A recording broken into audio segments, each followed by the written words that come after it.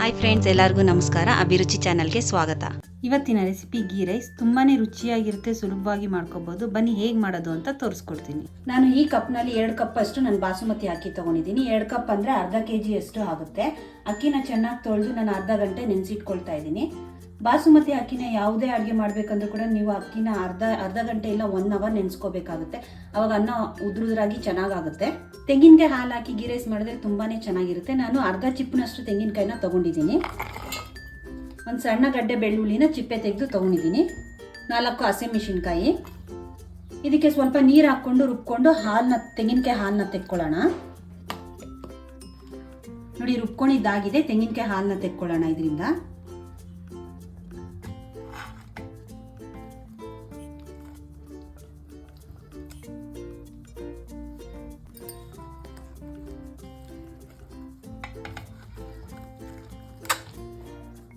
ನೀವು ಈ ಥರ ಒಂದು ಸ್ಟ್ರೈನರ್ ಹಾಕ್ಕೊಂಡು ಈ ಥರ ಪ್ರೆಸ್ ಮಾಡಿದ್ರೆ ಸಾಕು, ತೆಂಗಿನಕಾಯಿ ಹಾಲು ಬರುತ್ತೆ. ಇದೇ ಥರನೇ ನೀವು ಒಂದು 2 ರಿಂದ 3 ಸಲ ಮಾಡಿ ಅದರಲ್ಲಿರೋವಂಥ ಹಾಲನ್ನ ತೆಕ್ಕೋಬೇಕಾಗುತ್ತೆ. ನೋಡಿ, ಇಷ್ಟು ಹಾಲು ಸಿಕ್ಕಿದೆ. ಇವಾಗ ಮತ್ತೆ ಇದನ್ನು ನಾವು ಮಿಕ್ಸಿಗೆ ಹಾಕ್ಕೊಂಡು ರುಬ್ಕೊಂಡು ಮತ್ತೆ ಹಾಲು ತೆಕ್ಕೋಬೇಕು. ಒಂದು 2 ರಿಂದ 3 ಸಲ ಈ ಥರ ಮಾಡಿಕೊಂಡ್ರೆ ಸಾಕು, ಅದರಲ್ಲಿರೋವಂತಹ ತೆಂಗಿನ ಹಾಲೆಲ್ಲ ಬಂದುಬಿಡುತ್ತೆ. ನೋಡಿ, ತೆಂಗಿನಕಾಯಿ ಹಾಲನ್ನ ತೊಗೊಂಡಿದ್ದೀನಿ. ಇಷ್ಟು ಹುಡಿಯಾಗಿ ಇದೆ. ಒಂಚೂರು ಹಾಲಿಲ್ಲ ನೋಡಿ ತೆಂಗಿನಕಾಯಲ್ಲಿ. ಇಷ್ಟು ಹಾಲು ಸಿಕ್ಕಿದೆ ತೆಂಗಿನಕಾಯ್ದು. ಬನ್ನಿ ಈಗ ಗೀ ರೈಸ್ ಮಾಡ್ಕೊಂಡು ಬಿಡೋಣ. ನಾನು ಗ್ಯಾಸ್ ಸ್ಟವ್ನ ಆನ್ ಮಾಡ್ಕೊಂಡಿದ್ದೀನಿ. ಸ್ವಲ್ಪ ಎಣ್ಣೆ, ತುಂಬ ತುಪ್ಪ ಇಷ್ಟಪಡೋರು ತುಪ್ಪನೇ ಹಾಕ್ಕೊಂಡು ಮಾಡ್ಕೋಬೋದು. ಒಂದು 2 ಸ್ಪೂನಷ್ಟು ನಾನು ತುಪ್ಪ ಹಾಕ್ಕೊಳ್ತಾ ಇದ್ದೀನಿ. ತುಂಬ ಈಸಿ ರೆಸಿಪಿ, ತುಂಬ ಬೇಗನೆ ಮಾಡ್ಕೋಬೋದು. ಎಣ್ಣೆ ಕಾದಿದ್ಮೇಲೆ ಕಸೂರಿ ಮೇಥಿ, 2 ಪಲಾವ್ ಎಲೆ, 2 ಏಲಕ್ಕಿ ಮತ್ತು ಚಕ್ಕೆ, ಲವಂಗ ಮತ್ತು ಸೋಂಪು ಇದಿಷ್ಟು ಹಾಕ್ಕೊಳ್ತಾ ಇದ್ದೀನಿ. ಸ್ವಲ್ಪ ಜೀರಿಗೆ ಹಾಕ್ಕೊಳ್ತಾ ಇದ್ದೀನಿ.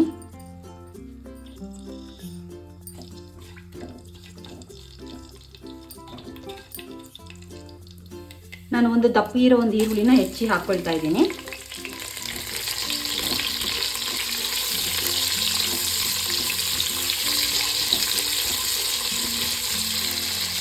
3 ಹಸಿಮೆಣಸಿನಕಾಯಿ. ಇದೆಲ್ಲ ಚೆನ್ನಾಗಿ ಫ್ರೈ ಆಗಲಿ.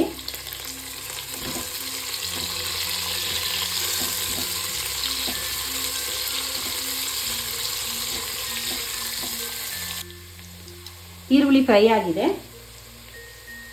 ಸ್ವಲ್ಪ ಪುದೀನ, ಗೋಡಂಬಿ, ಬಟಾಣಿ ಇದಿಷ್ಟು ಹಾಕ್ಕೊಂಡು ಒಂದು 2 ಸೆಕೆಂಡ್ ಫ್ರೈ ಮಾಡ್ಕೊಳ್ಳೋಣ.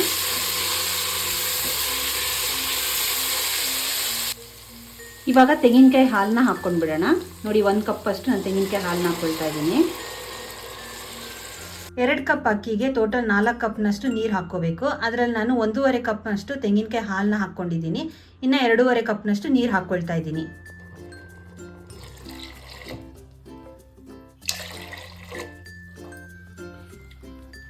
ಇದೊಂದು ಕುದಿ ಬರಲಿ.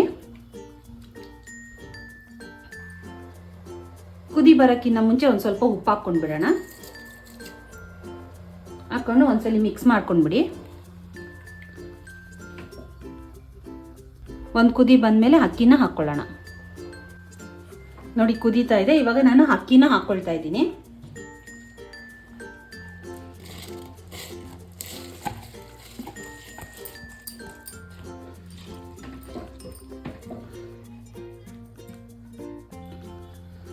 ಅಕ್ಕಿ ಹಾಕ್ಕೊಂಡ್ಮೇಲೆ ಒಂದ್ಸಲಿ ಲೈಟಾಗಿ ಈ ಥರ ಮಿಕ್ಸ್ ಮಾಡಿಕೊಂಡು ಉಪ್ಪೆಲ್ಲ ಕರೆಕ್ಟಾಗಿದೆಯಾ ಅಂತ ಚೆಕ್ ಮಾಡ್ಕೊಳ್ಳಿ. ಈ ಟೈಮಲ್ಲೇ ನೀವು ಅಕ್ಕಿ ಹಾಕ್ಕೊಂಡಿದ ತಕ್ಷಣ ಇಮಿಡಿಯೇಟ್ ಲಿಡ್ನ ಕ್ಲೋಸ್ ಮಾಡೋಕ್ಕೆ ಹೋಗಬೇಡಿ. ಅದು 80% ಅಷ್ಟು ನಿಮಗೆ ಅಕ್ಕಿ ಬೆಂದ ಮೇಲೆ ನೀವು ಲಿಡ್ನ ಕ್ಲೋಸ್ ಮಾಡ್ಕೊಳ್ಳಿ.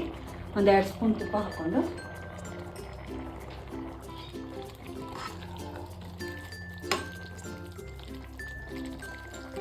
ಒಂದು 2 ನಿಮಿಷ ಆದಮೇಲೆ ಲಿಡ್ನ ಕ್ಲೋಸ್ ಮಾಡ್ಕೊಳ್ಳೋಣ. ತುಪ್ಪ ಹಾಕ್ಕೊಳ್ತಾ ಇದ್ದೀನಿ, ಒಂದು 2 ಸ್ಪೂನು.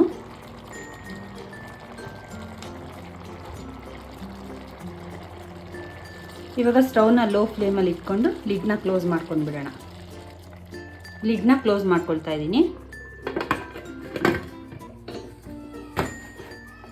ಲಿಡ್ನ ಕ್ಲೋಸ್ ಮಾಡ್ಕೊಂಡು ಇನ್ನೊಂದು 10 ನಿಮಿಷ ನೀವು ಲೋ ಫ್ಲೇಮಲ್ಲಿ ಹಿಂಗೇನೆ ಲೋ ಫ್ಲೇಮಲ್ಲೇ ಒಂದು 10 ನಿಮಿಷ ಲೋ ಫ್ಲೇಮಲ್ಲೇ ಇರಲಿ. ಆಮೇಲೆ ನಾವು ಸ್ಟವ್ನ ಆಫ್ ಮಾಡ್ಕೊಳ್ಳೋಣ. 10 ನಿಮಿಷ ಆಗಿದೆ, ಸ್ಟವ್ನ ಆಫ್ ಮಾಡ್ಕೊಳ್ತಾ ಇದ್ದೀನಿ. ನಾನು ಇಮಿಡಿಯೇಟ್ ಓಪನ್ ಮಾಡೋಕ್ಕೆ ಹೋಗಲ್ಲ, ಇನ್ನೊಂದು 10-15 ನಿಮಿಷ ಆದಮೇಲೆ ಓಪನ್ ಮಾಡೋಣ. ಅನ್ನ ಎಲ್ಲ ಉಡಿಯಾಗಿ ತುಂಬ ಚೆನ್ನಾಗಿರುತ್ತೆ. ನೋಡಿ 10 ನಿಮಿಷ ಆಗಿದೆ, ಲಿಡ್ನ ಓಪನ್ ಮಾಡ್ಕೊಳ್ಳೋಣ.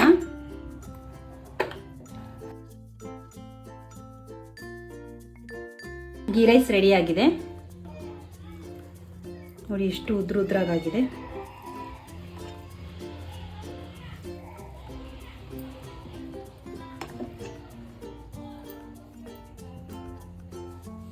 ಗೀ ರೈಸ್ ರೆಡಿ ಆಗಿದೆ. ನೀವು ಟ್ರೈ ಮಾಡಿ ಕಮೆಂಟ್ ಮಾಡಿ ತಿಳಿಸಿ. ನನ್ನ ಚಾನಲ್ನ ಸಬ್ಸ್ಕ್ರೈಬ್ ಮಾಡಿ ಸಪೋರ್ಟ್ ಮಾಡಿ. ಇನ್ನೊಂದು ಒಳ್ಳೆಯ ರೆಸಿಪಿ ಜೊತೆಗೆ ನೆಕ್ಸ್ಟ್ ವಿಡಿಯೋದಲ್ಲಿ ಸಿಗ್ತೀನಿ.